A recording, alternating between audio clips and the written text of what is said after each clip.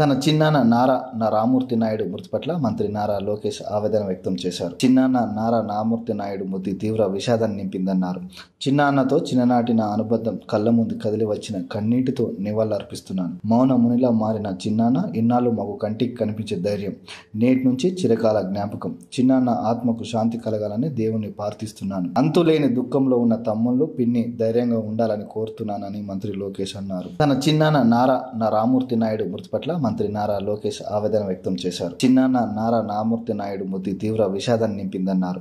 చిన్నాన్నతో చిన్ననాటి నా అనుబంధం కళ్ళ ముందు కదిలి వచ్చిన కన్నీటితో నివాళులర్పిస్తున్నాను. మౌన మునిలా మారిన చిన్నాన్న ఇన్నాళ్ళు మాకు కంటికి కనిపించే ధైర్యం, నేటి నుంచి చిరకాల జ్ఞాపకం. చిన్నాన్న ఆత్మకు శాంతి కలగాలని దేవుణ్ణి ప్రార్థిస్తున్నాను. అంతులేని దుఃఖంలో ఉన్న తమ్ముళ్ళు పిన్ని ధైర్యంగా ఉండాలని కోరుతున్నానని మంత్రి లోకేష్ అన్నారు. తన చిన్నాన్న నారా రామూర్తి నాయుడు మృతి పట్ల మంత్రి నారా లోకేష్ ఆవేదన వ్యక్తం చేశారు. చిన్నాన్న నారా రామూర్తి నాయుడు మృతి తీవ్ర విషాదాన్ని నింపిందన్నారు. చిన్నాన్నతో చిన్ననాటి నా అనుబంధం కళ్ళ ముందు కదిలి వచ్చిన కన్నీటితో నివాళులర్పిస్తున్నాను. మౌన మునిలా మారిన చిన్నాన్న ఇన్నాళ్ళు మాకు కంటికి కనిపించే ధైర్యం, నేటి నుంచి చిరకాల జ్ఞాపకం. చిన్నాన్న ఆత్మకు శాంతి కలగాలని దేవుణ్ణి ప్రార్థిస్తున్నాను. అంతులేని దుఃఖంలో ఉన్న తమ్ముళ్ళు పిన్ని ధైర్యంగా ఉండాలని కోరుతున్నానని మంత్రి లోకేష్ అన్నారు. తన చిన్నాన్న నారా రామూర్తి నాయుడు మృతి పట్ల మంత్రి నారా లోకేష్ ఆవేదన వ్యక్తం చేశారు. చిన్నాన్న నారా రామూర్తి నాయుడు మృతి తీవ్ర విషాదాన్ని నింపిందన్నారు.